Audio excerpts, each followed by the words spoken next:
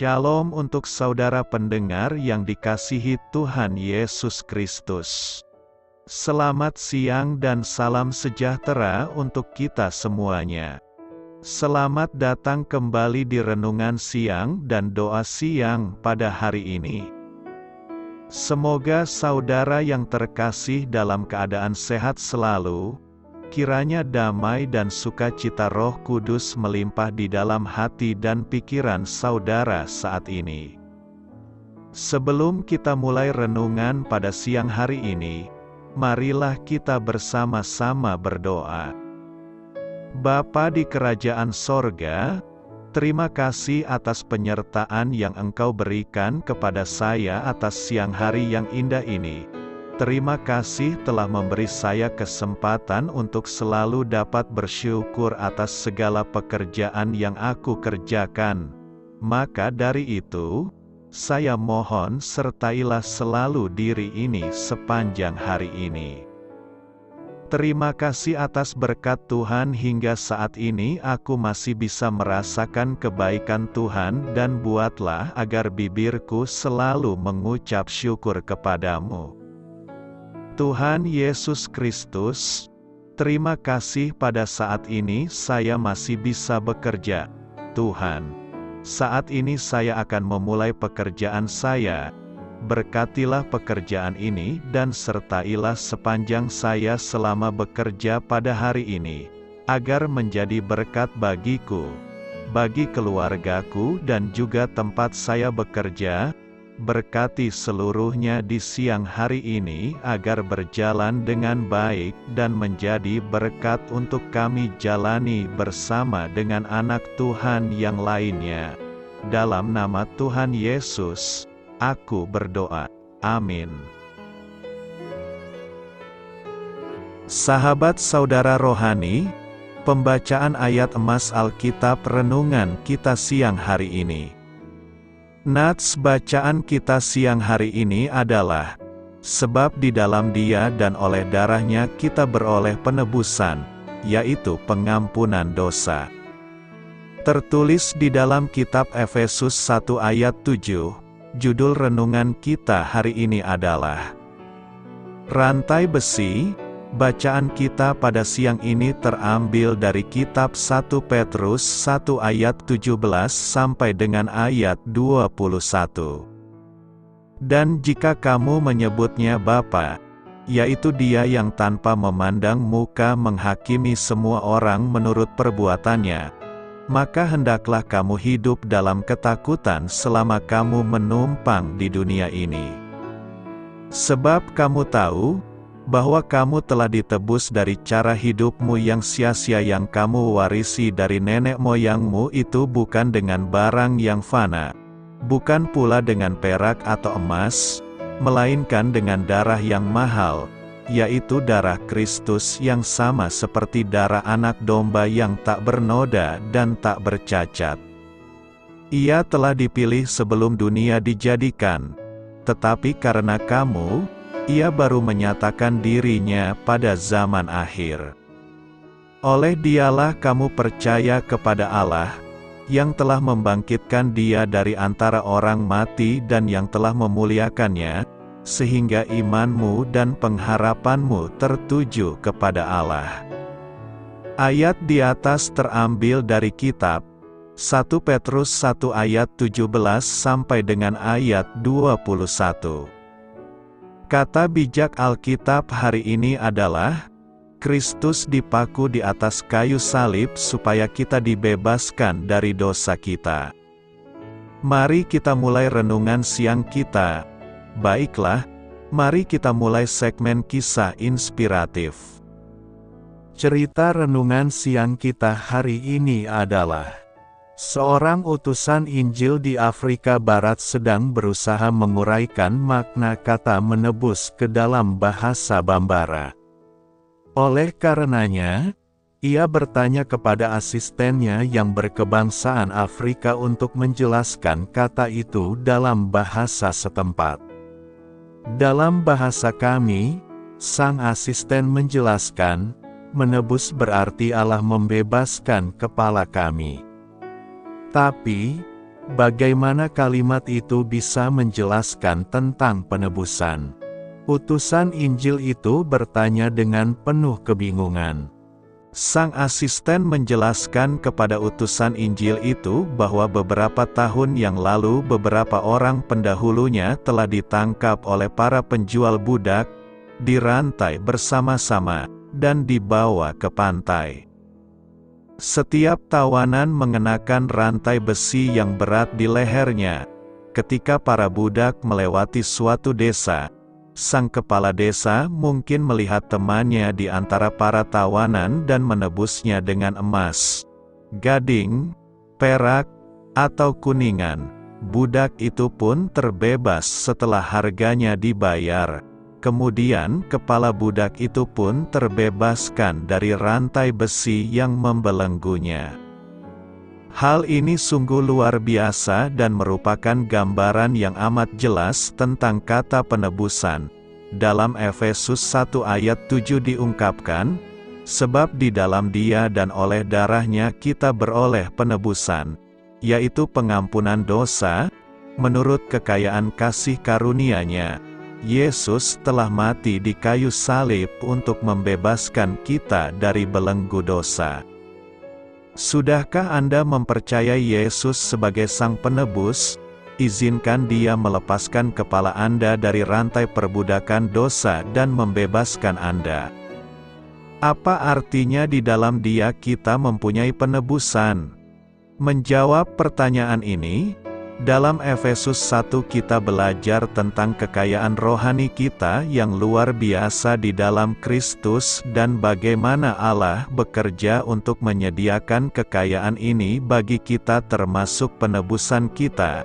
Di dalam Dia kita beroleh penebusan, oleh darahnya, yaitu pengampunan dosa, dengan kekayaan kasih karunia Allah yang dilimpahkannya kepada kita. Dalam Efesus 1 Paulus menyemangati orang-orang percaya di Efesus dengan menjelaskan identitas baru mereka di dalam Kristus. Allah memberi kita identitas baru itu. Dan kita belajar di bab berikutnya bahwa kita menerima kasih karunia Allah melalui iman di dalam Kristus.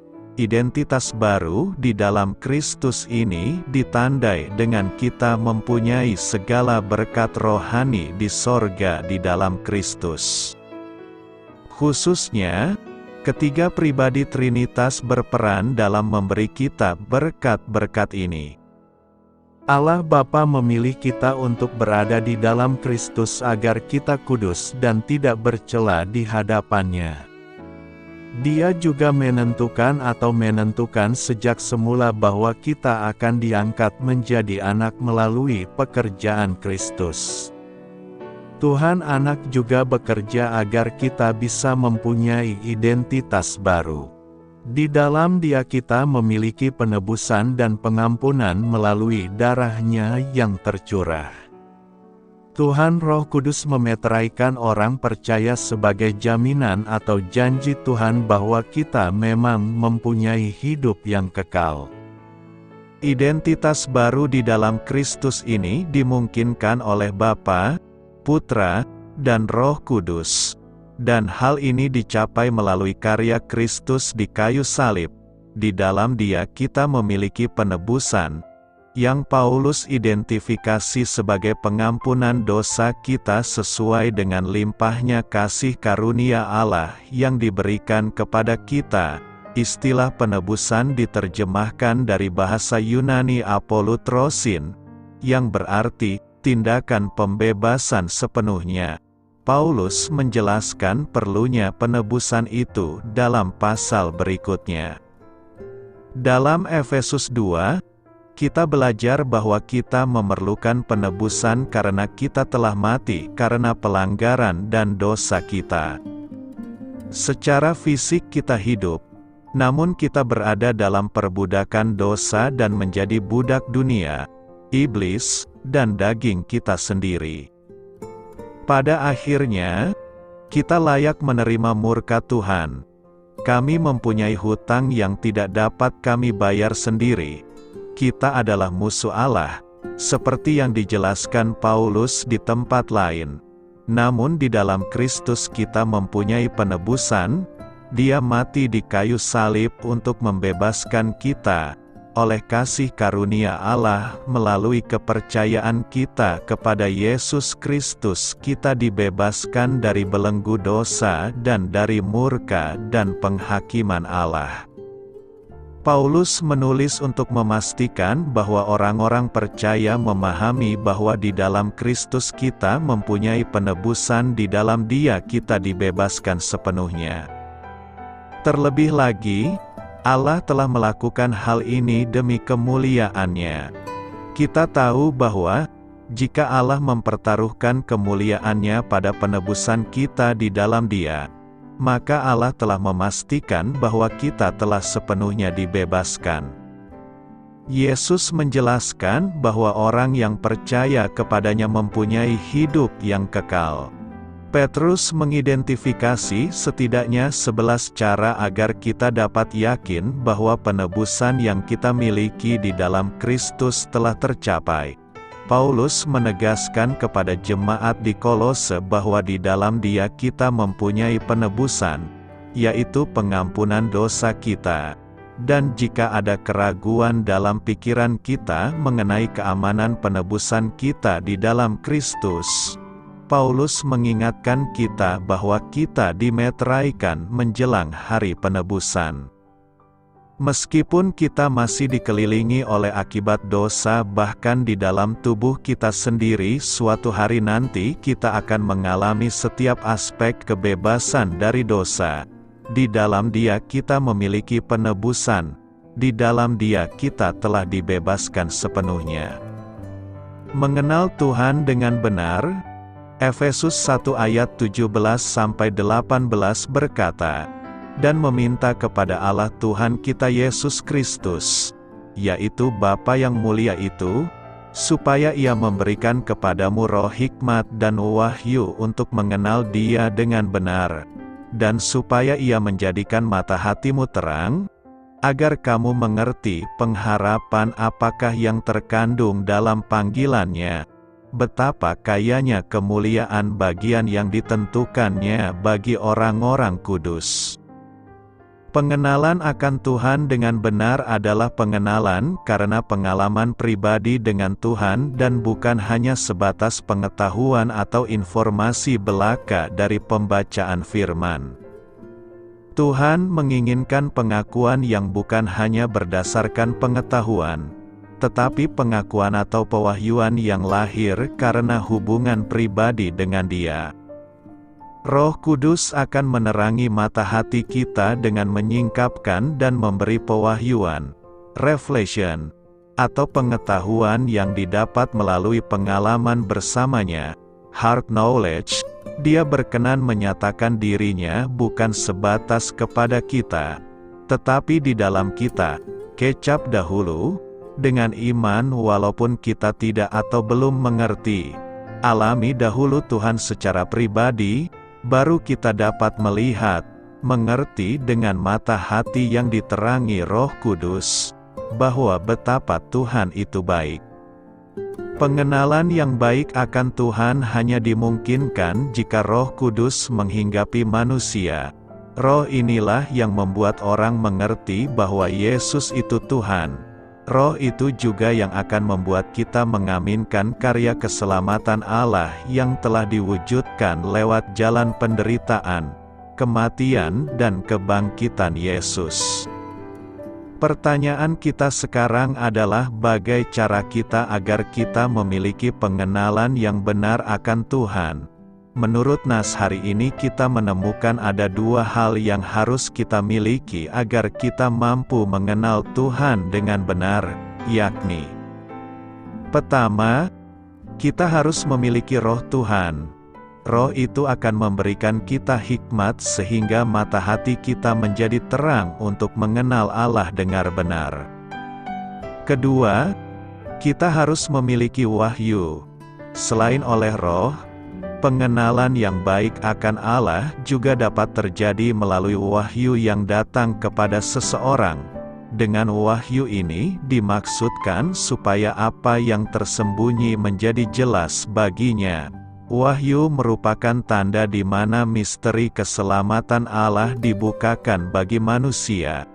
Jadi, dengan adanya roh dan wahyu dalam diri manusia, ia dapat melihat kebenaran Allah dalam setiap kenyataan, termasuk dalam kesengsaraan sekalipun.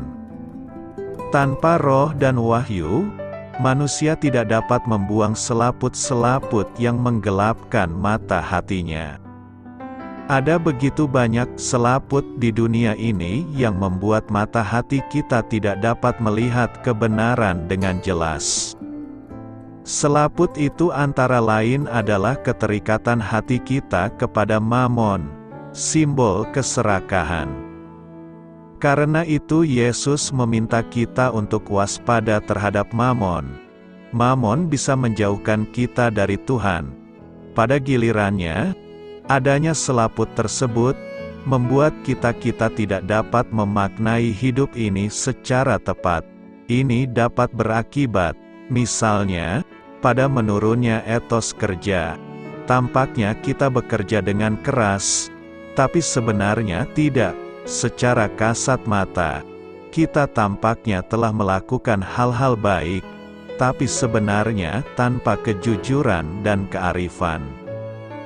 Berefleksi dari nas hari ini, ada beberapa hal yang perlu kita renungkan, yakni: pertama, mengenal Allah berarti kita mengerti akan maksud panggilannya bagi kita.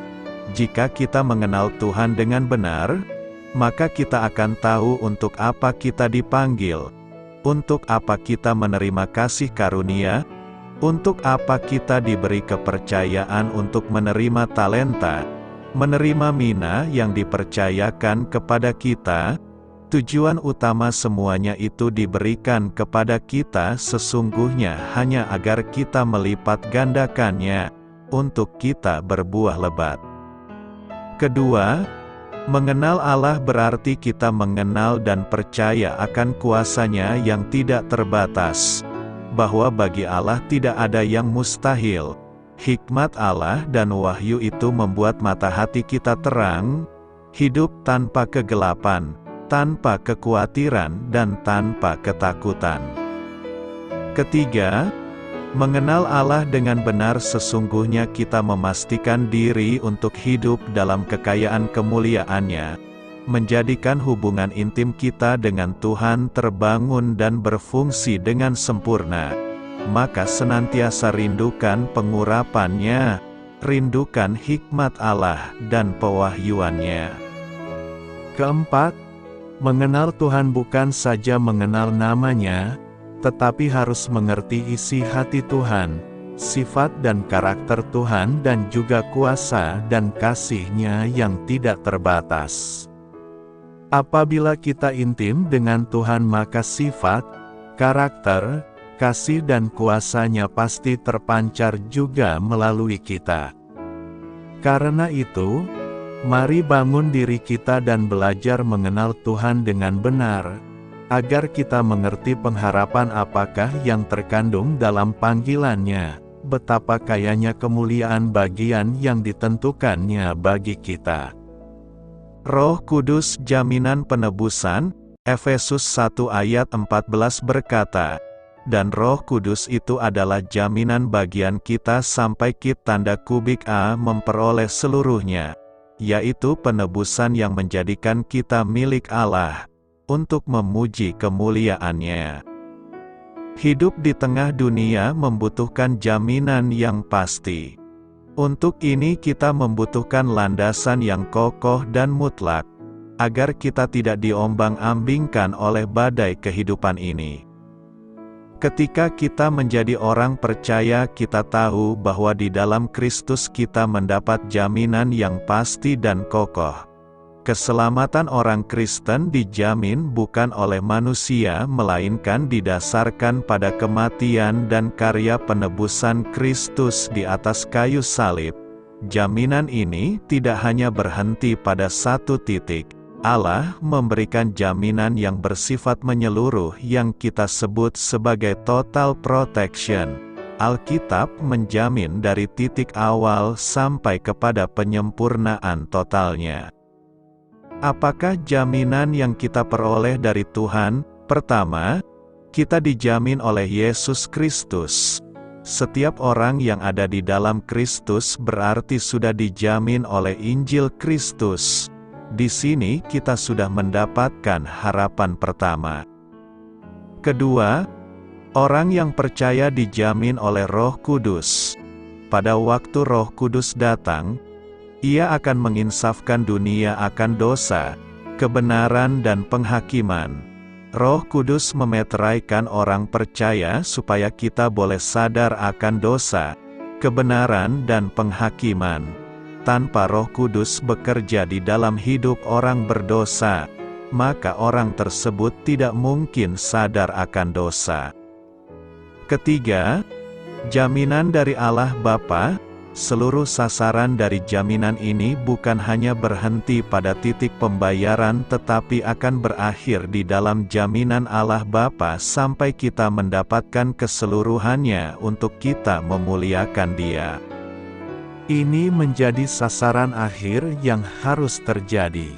Semua progres dari perjalanan sejarah harus sampai kepada tujuan akhir yang telah direncanakan oleh Allah. Allah Bapa yang memiliki kedaulatan, yang telah merencanakan dan menggarap persoalan ini sampai menuju titik akhirnya, yaitu semua yang percaya akan mencapai satu tujuan, yaitu kita akhirnya boleh menjadi puji-pujian untuk kemuliaan-Nya. Seluruhnya ini tidak mungkin bisa digagalkan oleh siapapun. Allah adalah Allah yang berdaulat. Ini seharusnya menjadi kekuatan bagi kita untuk menjadi saksi yang kokoh di tengah dunia yang rapuh ini. Dan Allah menghendaki anak-anak-Nya hidup di dalam jalur yang telah disediakan oleh-Nya bagi kita agar kita boleh menggenapkan rencana-Nya untuk memuji kemuliaan-Nya agar kita beroleh keselamatan kekal. Keselamatan yang dikerjakan oleh Yesus Kristus Tuhan dalam karya salib adalah satu kali untuk selamanya. Dan keselamatan yang Tuhan anugerahkan kepada orang yang dikasihinya adalah tetap atau permanen. Dengan kata lain bahwa keselamatan yang diberikan oleh Allah kepada orang pilihannya tidak bisa hilang. Sekali selamat tetap selamat. Kalimat atau pernyataan ini tentu sangat menarik untuk dipikirkan dan menantang untuk menunjukkan kualitas hidup keberimanan orang pilihan Allah. Disebut menarik, karena orang pilihan Allah mendapat kepastian akan keselamatan, tidak ragu dan tidak mengira-ngira. Meskipun ada pemahaman atau pengajaran yang mengajarkan bahwa keselamatan bisa hilang, namun sejatinya Alkitab tidak mengajarkan demikian. Dalam Efesus 1 ayat 13-14, secara tersirat Paulus menegaskan bahwa Roh Kudus memeteraikan dan menjamin keselamatan orang pilihan Allah. Karya Allah tentang keselamatan bagi orang yang dikasihinya sungguh sangat sempurna. Allah sendiri yang merencanakan dan menentukan dalam kekekalan. Allah dalam diri Yesus Kristus Tuhan juga yang mengerjakan keselamatan di kayu salib, dan Allah sendiri, yaitu Roh Kudus yang mensahkan atau memeteraikan sekaligus yang menjadi penjamin keselamatan.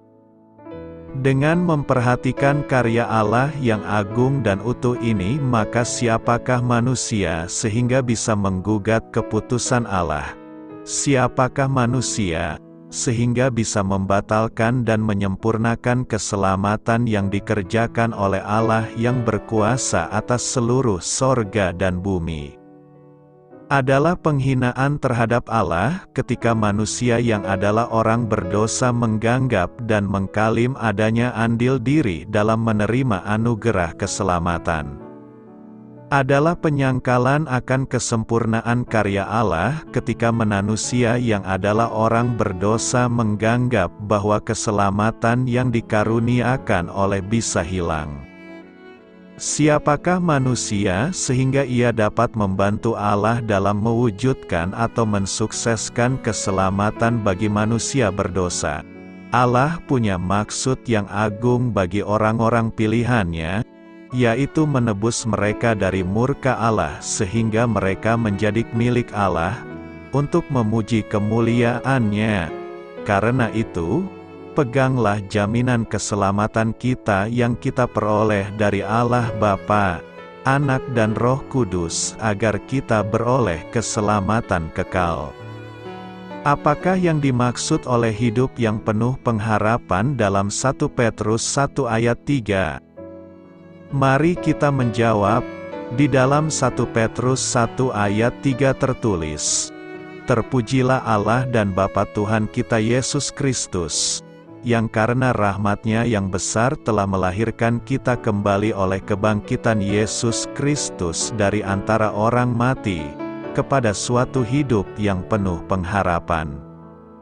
Rasul Petrus mengawali suratnya dengan kata-kata pujian bagi Allah Bapa dan Putranya, Yesus Kristus, sebagai peringatan bagi para pembacanya bahwa keselamatan adalah anugerah belas kasihan Allah.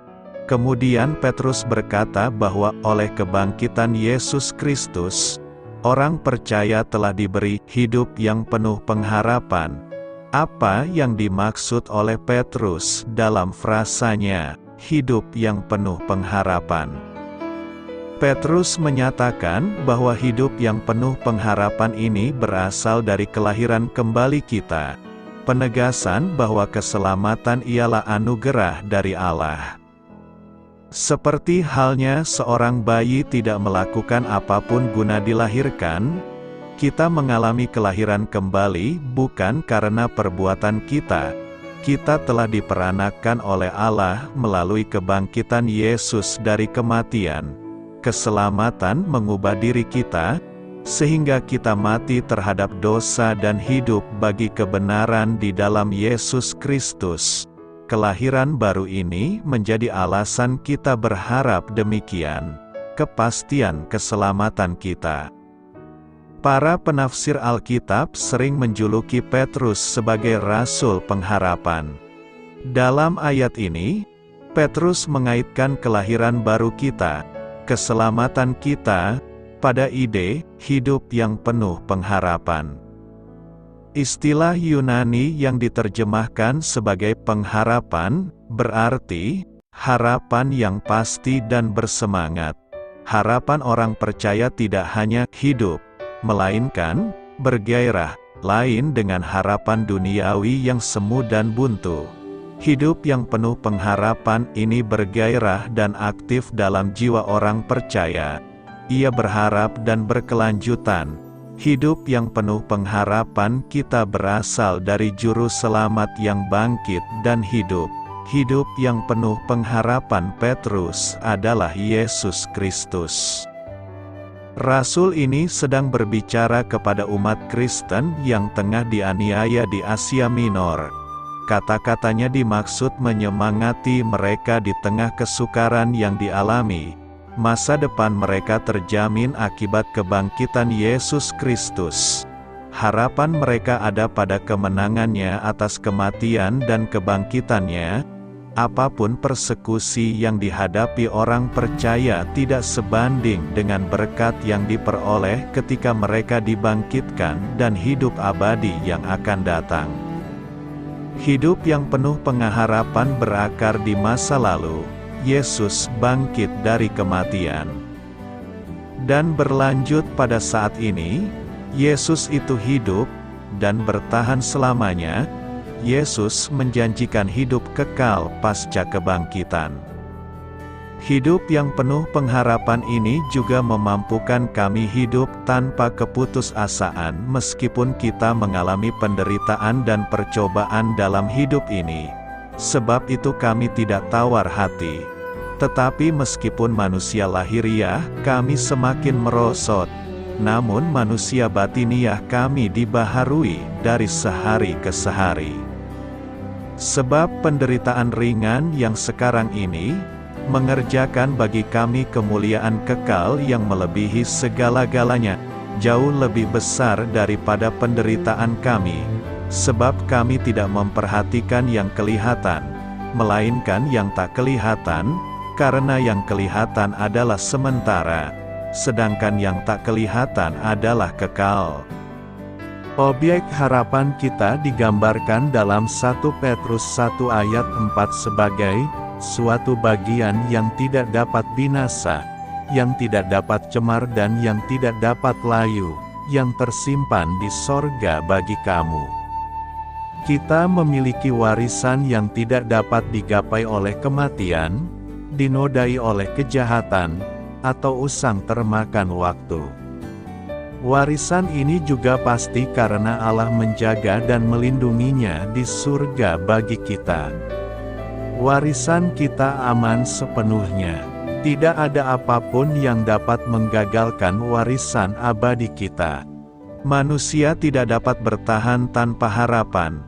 Harapan memampukan kita melewati pengalaman yang menyakitkan dan ketidaktentuan masa depan.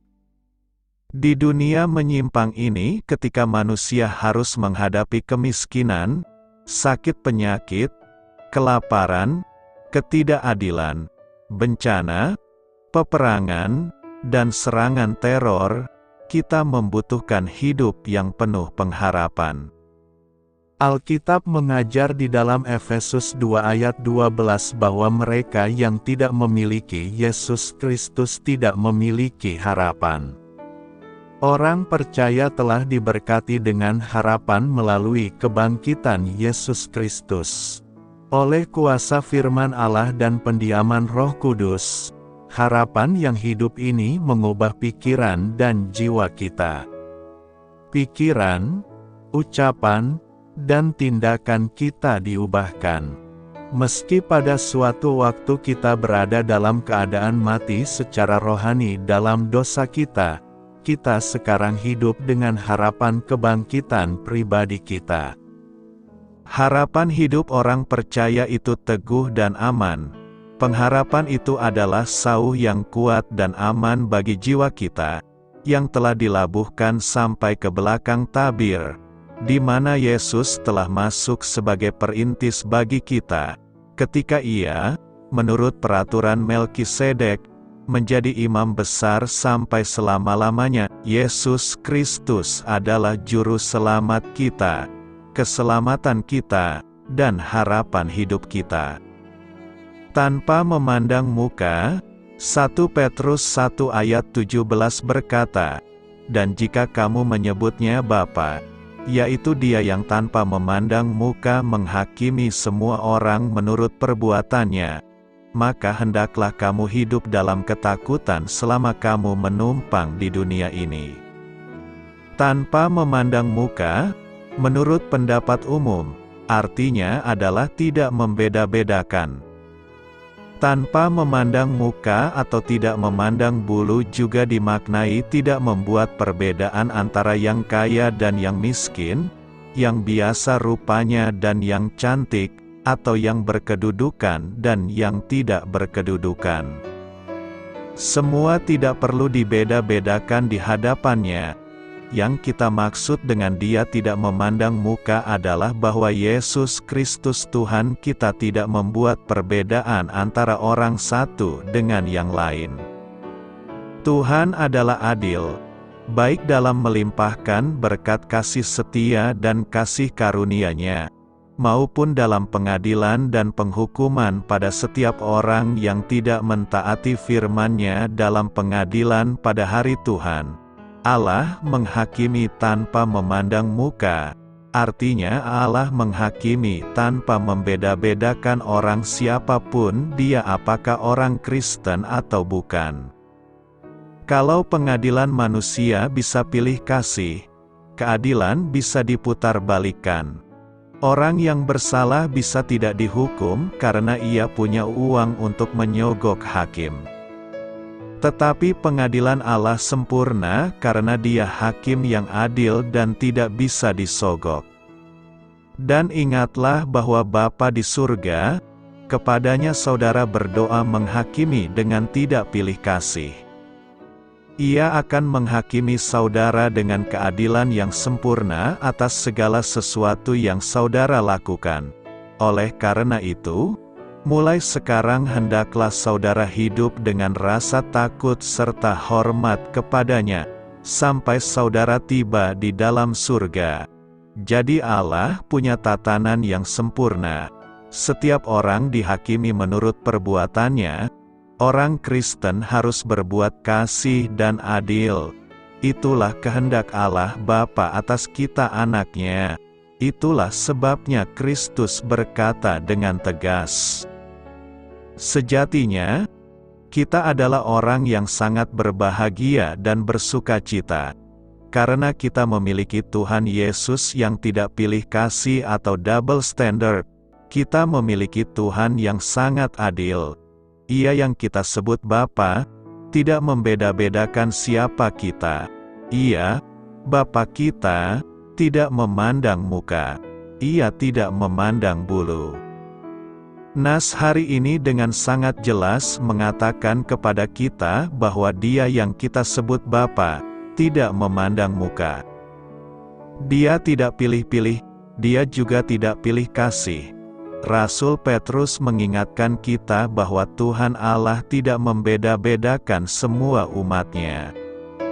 Semua umatnya, baik yang kaya atau miskin, yang berkedudukan tinggi atau yang berkedudukan rendah, yang terkenal maupun tidak dikenal, semuanya sama di hadapan Allah.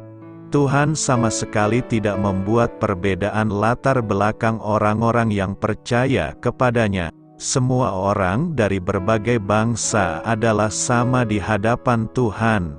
Di hadapan Tuhan, semua orang adalah sama, karena manusia adalah makhluk yang diciptakannya dari tanah.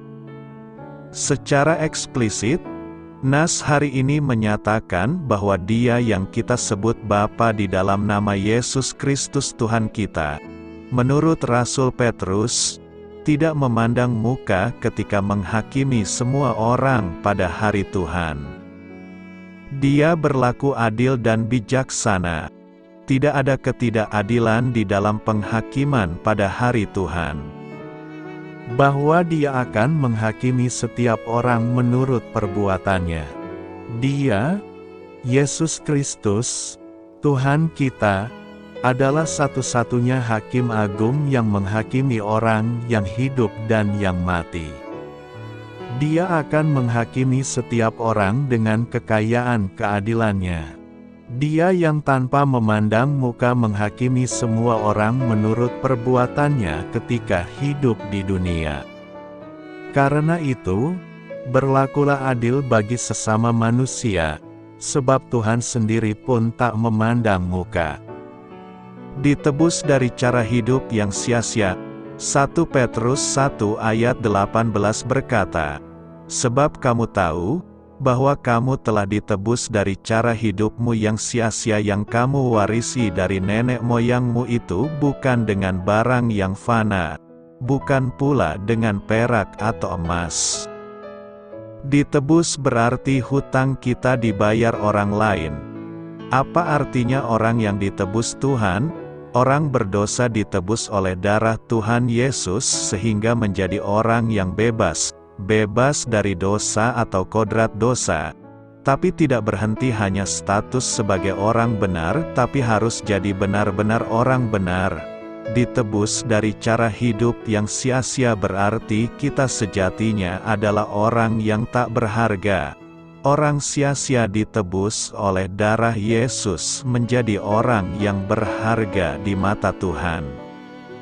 Dosa membuat kehidupan kita berada dalam kesia-siaan. Tapi kini semua telah berubah. Kita yang sebelumnya memiliki cara hidup yang sia-sia telah ditebus Tuhan bukan dengan perak atau emas, melainkan dengan darah-Nya yang mahal, yang tak bernoda dan tak bercacat, sehingga hidup kita menjadi berarti dan bermakna. Cara hidup atas perbuatan sia-sia itu yang bagaimana? Yang hanya mementingkan diri sendiri, dalam Filipi 2 ayat 2-4 tertulis, "Hendaklah kamu sehati sepikir, dalam satu kasih, satu jiwa, satu tujuan, dengan tidak mencari kepentingan sendiri atau puji-pujian yang sia-sia. Sebaliknya hendaklah dengan rendah hati yang seorang menganggap yang lain lebih utama daripada dirinya sendiri. Dan janganlah tiap-tiap orang hanya memperhatikan kepentingannya sendiri, tetapi kepentingan orang lain juga." Banyak orang Kristen yang hidupnya hanya untuk diri sendiri, egois, tidak peduli orang lain. Ini tabiat manusia lama yang harus ditanggalkan. Sebab di dalam Kristus kita ini adalah ciptaan baru, yang lama sudah berlalu. Sesungguhnya yang baru sudah datang. Tebusan apakah yang telah dibayarnya untuk menyelamatkan kita, melalui kematian anaknya yang tunggal di kayu salib? Allah Bapa membayar harga demi menebus kita dari jerat dosa. Sebab kamu tahu, bahwa kamu telah ditebus dari cara hidupmu yang sia-sia yang kamu warisi dari nenek moyangmu itu, bukan dengan barang yang fana, bukan pula dengan perak atau emas, melainkan dengan darah yang mahal, yaitu darah Kristus. Allah begitu mengasihi kita sehingga Dia rela menyerahkan anaknya untuk mati di salib dan bangkit dari kematian untuk menebus dan menyelamatkan kita. Itulah harga diri Anda di matanya. Kebenaran firman Tuhan dalam nas hari ini memberikan suatu penyataan yang tegas mengenai dua hal, yaitu: pertama, kita sangat berharga di mata Tuhan. Kita berharga bukan karena kita memiliki sesuatu yang mahal di matanya, karena tentu segala hal yang kita miliki adalah milik dan pemberian Tuhan, maka kita sebenarnya tidak memiliki apapun. Akan tetapi perhatikan, kita menjadi berharga oleh karena Ia dengan kasih-Nya menjadikan kita berharga. Itulah anugerah. Seberapa berharganya kita dijabarkan dalam firman Tuhan ini, kita lebih berharga dari emas dan perak. Kebenaran ini membuka mata kita terhadap nilai dari diri kita. Karena kita berharga di mata Tuhan, maka jangan menganggap kita tidak berharga. Karena kita berharga di mata Tuhan, maka jangan mendengarkan penghakiman orang lain terhadap diri kita. Karena kita berharga di mata Tuhan, maka jangan menjual diri kita demi kesenangan-kesenangan semu. Kedua, harga penebusan yang dibayar Kristus bagi kita adalah dengan darah-Nya. Membaca kalimat ini sungguh sangat menggetarkan. Bagaimana tidak, harga penebusan hidup kita dibayar oleh Kristus dengan menyerahkan hidup-Nya. Bahkan Ia membayar harganya bagi kita. Justru ketika kita masih dalam keadaan berdosa, kita hidup dalam cara hidup yang sia-sia, jahat, jijik, pembohong, cabul, dan layak menerima penghukuman Allah. Adakah harga penebusan yang lebih mahal dari nyawa Kristus? Nyawa dari anak tunggal Allah yang dikasihi? Siapakah yang berani menebus dosa orang-orang jahat seperti kita dengan menyerahkan nyawanya? Mati menggantikan orang-orang saleh, pemuka agama, untuk negara. Mungkin masih banyak yang bersedia, namun mati menggantikan para penjahat seperti Hitler. Adakah yang bersedia? Tidak ada.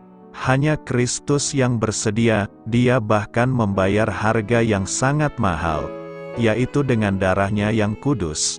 Itu artinya hidup kita sangat berharga, lebih berharga dari emas dan perak, lebih berharga dari orang-orang hebat di dunia ini, lebih berharga dari segala sesuatu di dunia ini yang oleh karenanya orang bersedia mati. Kita berharga karena Allah mengasihi kita. Inilah kebenaran dari harga penebusan Kristus bagi kita. Suatu kebenaran yang membuka mata kita terhadap kondisi keberdosaan kita, terhadap harga dari dosa yang dibayar Kristus dengan pengorbanannya, terhadap betapa berharganya diri kita, dan kebenaran mengenai kasih Allah yang mulia kepada kita. Suatu kebenaran yang seharusnya menghantar kita pada cara hidup yang baru, yang berbuah, yang berkenan, dan mempermuliakan Tuhan sebagai bentuk ucapan syukur kita atas harga penebusan Kristus dan anugerah Allah. Jangan sia-siakan hidup kita yang telah ditebus dengan cara hidup yang duniawi, sebab harga dari penebusan kita sangat mahal, yaitu darah Kristus. Karena itu, jadilah orang yang berharga di mata Tuhan dan hindarilah hidup yang sia-sia. Selamat berkarya untuk Tuhan, selamat memulai karya dalam minggu ini untuk Tuhan. Doa saya menyertai saudara sekalian, saya memberkati Anda agar sewaktu Anda mencarinya dari Dia, Bapa Surgawi Anda akan memberikan bagi Anda roti harian Anda, dalam nama Yesus Kristus, Tuhan yang berkuasa atas alam semesta dan menuntun kita kepada iman yang menyelamatkan. Tuhan Yesus menyertai senantiasa. Tuhan memberkati. Amin.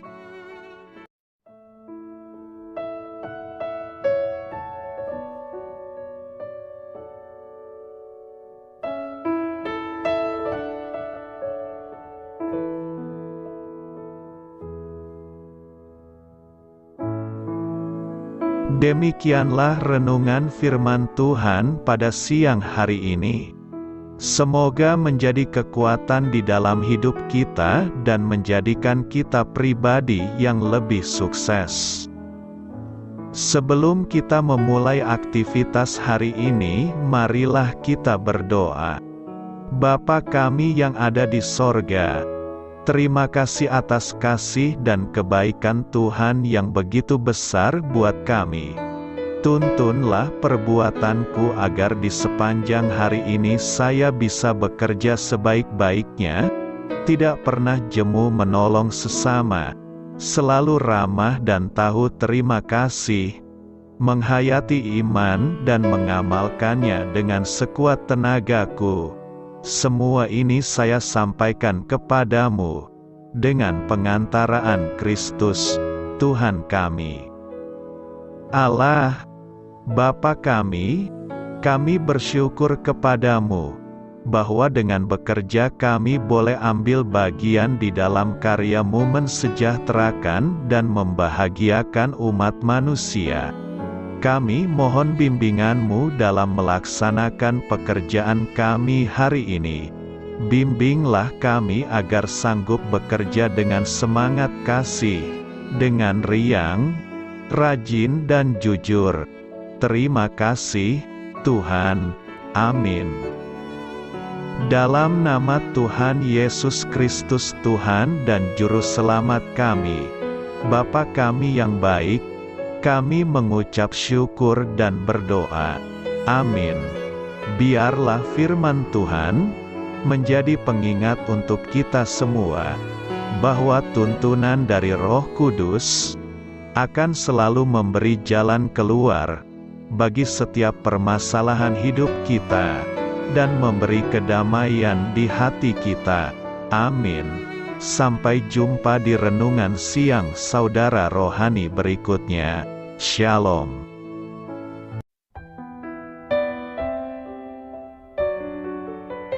Halo untuk semua pendengar saudara rohani yang terkasih di dalam nama Tuhan Yesus Kristus dimanapun berada. Mari dukung kami, tim redaksi Renungan Harian Saudara Rohani dengan cara memberikan bantuan, kritik dan masukan. Saudara dapat memberikan masukan melalui kolom komentar di bawah atau mengirim kepada kami langsung melalui email yang tertera di layar Anda. saudararohani@gmail.com.